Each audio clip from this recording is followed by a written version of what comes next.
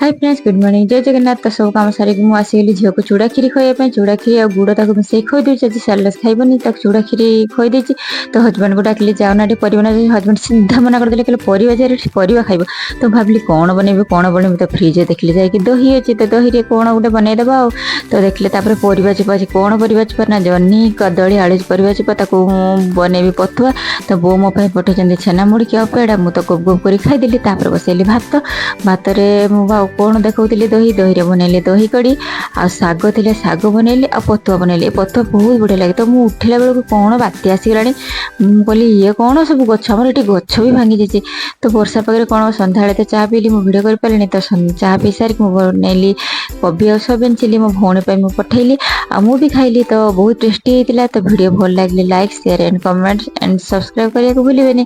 तो कोबी चिली केमती बाय बाय गुड नाइट।